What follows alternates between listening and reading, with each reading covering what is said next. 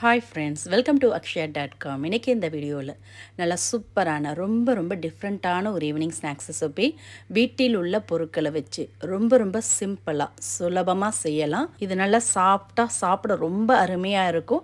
இது மாதிரி செஞ்சு கொடுத்தீங்கன்னா குழந்தைங்கள்லேருந்து பெரியவங்க வரைக்கும் எல்லாருமே ரொம்பவே விரும்பி சாப்பிடுவாங்க. நீங்களும் இது மாதிரி டிஃப்ரெண்ட்டாக ஒரு முறை ட்ரை பண்ணி பாருங்கள். இந்த ஸ்நாக்ஸ் செய்யறதுக்கு துளி கூட நெய் எண்ணெய் தேவைப்படாதுங்க. நீங்களும் இது மாதிரி ஹெல்த்தியாக ஒரு முறை ட்ரை பண்ணி பாருங்கள். இப்போ இதை செய்யறதுக்கு சின்ன மிக்சர் ஜார் எடுத்திருக்கேன். அதில் அரை கப் அளவுக்கு வறுத்த வேர்க்கடலை தோல் நீக்கிட்டு சேர்த்துக்கலாம்.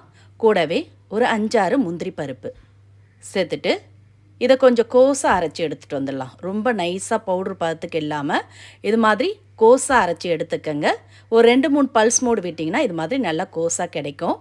அப்போ தான் சாப்பிட பார்த்து நல்லா சுவையாக இருக்கும். அங்கங்கே கடிபட்டு இது அப்படியே இருக்கட்டும். பிறகு சேர்த்துக்கலாம். இப்போ ஒரு கப் அளவுக்கு பச்சரிசியை மிக்சிங் பவுலில் மாற்றி ஒரு 2-3 முறை அலசிட்டு தேவையான அளவு தண்ணி விட்டு ஒரு 2 மணி நேரம் ஊற வச்சு வச்சுருக்கேங்க. குறைஞ்சபட்சம் 1.5 மணி நேரமாவது ஊறி இருக்கணும். அப்போ தான் நல்லா சாஃப்டாக வரும். என்கிட்ட ரேஷன் பச்சரிசி இருந்தது, அதை நான் ஊற வச்சுருக்கேன். நீங்கள் கடையில் வாங்கின பச்சரிசி இருந்தாலும் அதுலேயும் செய்யலாம். இப்போ அது அப்படியே இருக்கட்டும். இப்போ மிக்சர் ஜார் எடுத்துருக்கேன். அதில் 1.5 கப் அளவுக்கு பொடியாக கட் பண்ண தேங்காய், நீங்கள் துருவன தேங்காய் கூட சேர்த்துக்கலாம். சேர்த்து தண்ணிலாம் சேர்க்காமல் கொஞ்சம் கோஸாக அரைச்சி எடுத்துகிட்டு வந்துடலாம். பாருங்கள், இந்த அளவுக்கு கொரகொரப்பாக இருக்கணும். தேங்காவும் ரொம்ப நைஸாக அரைச்சிட வேண்டாம். இப்போ இதை அப்படியே ஒரு மிக்சிங் பவுலில் மாற்றி எடுத்து வச்சுக்கோங்க. இது மாதிரி மிக்சிங் பவுலில் மாற்றி எடுத்து வச்சுக்கலாம். பிறகு சேர்த்துக்கலாம். இப்போ தேங்காய் அரைச்ச அதே மிக்சர் ஜாரில் ஊற வச்ச பச்சரிசியை தண்ணி இல்லாத அளவுக்கு ஒட்டை வடியை விட்டு சேர்த்துக்கலாம். எந்த கப்பில் அரிசி எடுக்கிறீங்களோ அதே கப்பில் மற்ற பொருட்களும் சேர்த்துக்கங்க. இப்போ இந்த அரிசியோட அரை கப் அளவுக்கு தண்ணி சேர்த்துட்டு கூடவே ஒரு 4 ஏலக்காய், சின்ன ஏலக்காய் வந்தாலும் 4 சேர்க்குறேன், பெருசாக இருந்ததுன்னா ஒரு 2 சேர்த்துக்கங்க. சேர்த்து மாவை நல்லா நைஸாக மைய அரைச்சி எடுத்துகிட்டு வந்துடலாம். இந்த அளவுக்கு நல்லா பேஸ்ட் பதத்துக்கு அரைச்சி எடுத்து வச்சுக்கோங்க. இப்போ அரைச்ச மாவை ஒரு மிக்சிங் பவுலில் மாற்றிக்கலாம். ரொம்ப அதிகமாக தண்ணிலாம் சேர்த்துற வேண்டாம். மிக்சர் ஜார்லேருந்து ஒட்டை வச்சு விட்டுக்கோங்க. அரிசியோட அரை கப் அளவு மட்டும் தண்ணி சேர்த்து அரைச்சிங்கன்னா இந்த அளவுக்கு திக்காக இருக்கும். மாவு திக்காக தான் இருக்கணும், ரொம்ப தண்ணி சேர்த்துடக்கூடாது.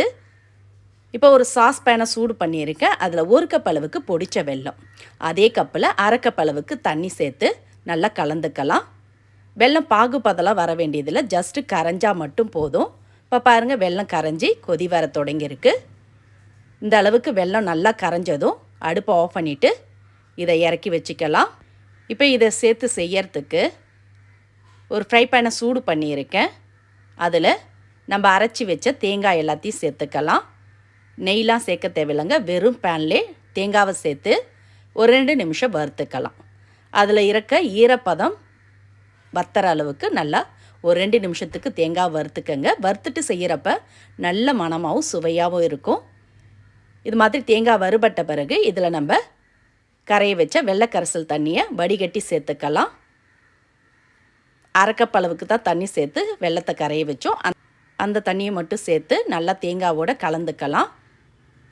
கலந்துட்டு அடுப்பை ஹை ஃப்ளேமில் வச்சு ஒரு 2 நிமிஷம் தேங்காய் வெள்ளத்திலே நல்லா கொதித்து திக்காகட்டும்.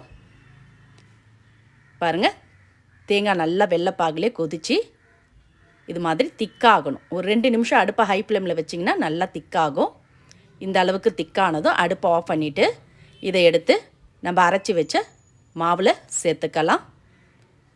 எல்லாத்தையும் இது மாதிரி சேர்த்துட்டு இப்போ இதோட நம்ம பொடிச்சு வச்ச வேர்க்கடலை பொடி எல்லாத்தையும் சேர்த்துக்கங்க. சேர்த்துட்டு இது கூடவே ஒரு 2 சிட்டிகை அளவு உப்பு சேர்த்துக்கலாம். சேர்த்து மாவோட எல்லாத்தையும் நல்லா கலந்துக்கலாம். மாவு ரொம்ப தண்ணியாக இருக்கக்கூடாதுங்க. இந்த அளவுக்கு திக்காக தான் இருக்கணும். இந்த பதத்தில் இருந்தால் தான் நல்லா சாஃப்டாக வரும். பாருங்கள், இந்த அளவுக்கு மாவு திக்காக கலந்துக்கங்க. இப்போ இதோட 1/4 டீஸ்பூன் அளவுக்கு சமையல் சோடா சேர்த்துக்கலாம். இதை சேர்க்காமலும் செய்யலாம். இதை சேர்த்து செஞ்சிங்கன்னா நல்லா சாஃப்டாக வரும். சேர்க்காமல் செஞ்சிங்கன்னா கொஞ்சம் ஹார்டாக இருக்கும். இப்போ சேர்த்து மாவோடு நல்லா கலந்துட்டு இதை அப்படியே நம்ம இட்லி பிளேட்டில் ஊற்றி வேக வச்சு எடுத்துக்கலாம். அதுக்கு நான் இட்லி பிளேட்டில் வாழை இலையை சின்னதாக கட் பண்ணி போட்டிருக்கேன்.